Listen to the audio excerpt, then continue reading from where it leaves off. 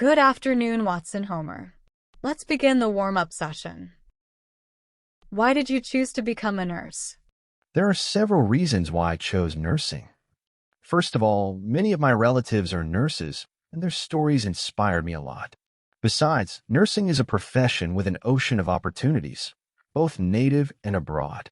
Above all, this is a service-oriented profession in which I can serve humanity. Hence, I chose nursing as my career. Why did you choose OET? It is my long-term ambition to work as a registered nurse in any English-speaking country, such as the UK, Ireland, and so on. To meet the requirements to register as a nursing professional there, I need to prove my English language proficiency. Hence, I chose OET to fulfill my dream. Moreover, OET is tailored according to the needs of nursing professionals. I believe I could perform well in this test. What are the current trends in your profession? Nursing is a dynamic profession, and changes happen daily. Nowadays, technology plays a vital role in my profession.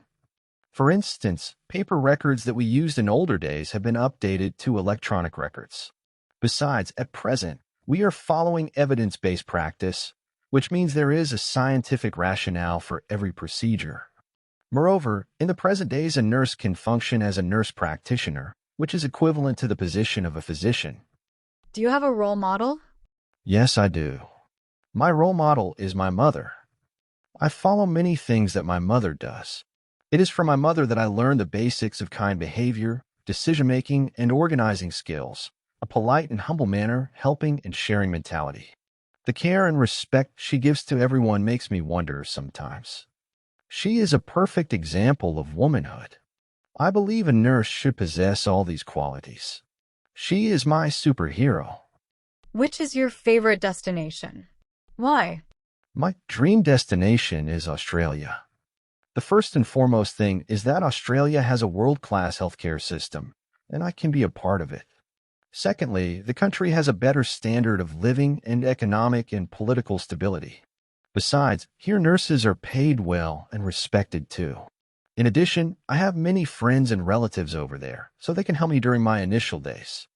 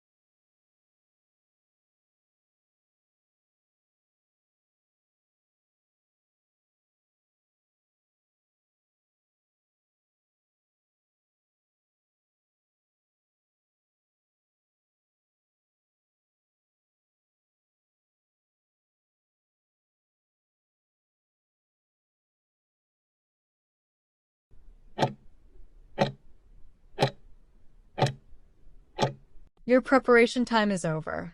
You can now start your roleplay. Good morning, Mihiraa.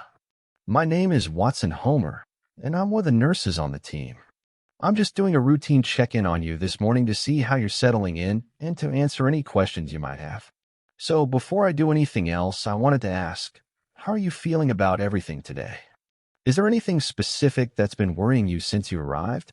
Good morning. I'm feeling a little better physically, thank you. But to be honest, I am a bit worried. I keep thinking about being in a hospital with so many sick people. I'm concerned that I might catch another infection while I'm here, something on top of what I already have. I see. Thank you for sharing that with me. That's a very common and understandable concern, Mihiraa. It's something we take extremely seriously here to make sure every patient feels safe. So let me tell you a bit about the infection control measures we have in place, because they are designed specifically to protect you from catching anything else while you're here. First and most importantly, clean hands with alcohol gel or soap and water right before we come near you. So the most important and simplest thing we do is hand hygiene.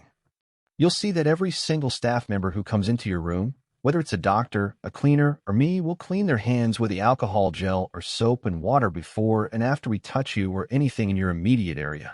We also have a very strict cleaning schedule for the whole ward, and your bed space and all surfaces are cleaned regularly with hospital-grade disinfectants.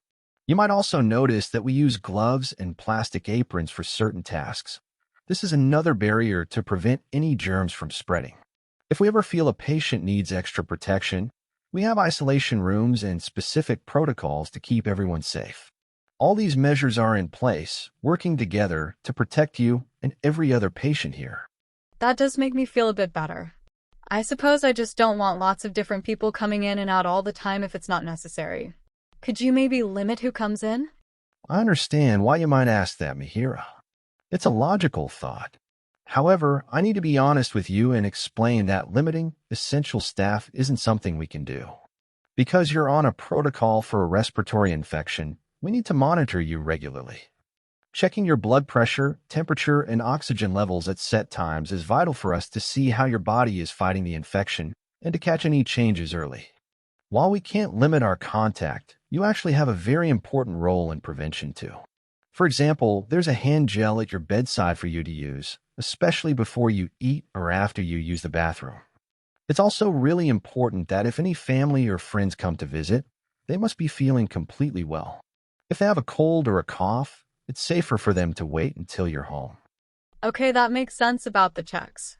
I'll make sure to use the gel, and I'll tell my family not to come if they're sick. What else will you be doing to check on my infection? That's a great question. As part of our infection monitoring, we will be continuing to check your temperature regularly. A fever is a key sign of how your body is fighting. Your doctor may also have ordered a repeat blood test, perhaps later today or tomorrow, to check your infection levels and see how well the antibiotics are working. And to make sure the antibiotics are the right ones for the specific bug causing your illness, we might ask for a sputum sample. That's just coughing up a little phlegm from your chest into a sterile pot. All of this helps us ensure the treatment is as effective as possible. Does that all sound clear to you?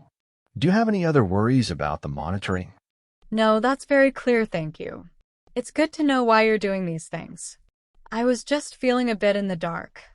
I'm glad we could clear that up. And I want to reassure you, Mihiraa, that your recovery is our main priority. From what I saw in your notes, your vital signs are already showing some improvement, which is a very positive sign. You are being cared for by a specialized medical team, including the respiratory doctors and the nurses here, who manage these infections every day. So, to help us continue to track that positive progress, I'd like to take your observations now. Is it okay if I go ahead and check your temperature, pulse, and blood pressure? Yes, that's fine. You can go ahead. Thank you for explaining everything, Homer. I feel much less worried now. You're very welcome, Mihiraa. So just to quickly summarize everything we've discussed, I came in this morning for a routine check-in, and you shared a very important concern about the risk of picking up another infection while you're in the hospital. I explained that we have several measures in place to protect you, including strict hand hygiene for all staff, regular cleaning of the ward, and the use of gloves and aprons when needed.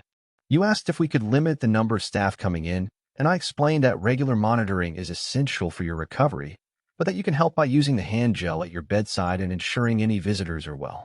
I also mentioned that we will continue to monitor your infection by checking your temperature regularly, and we may need to do a repeat blood test or ask for a sputum sample to ensure your treatment is working.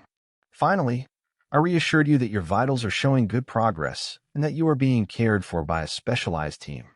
Now, I'll go ahead and take your observations.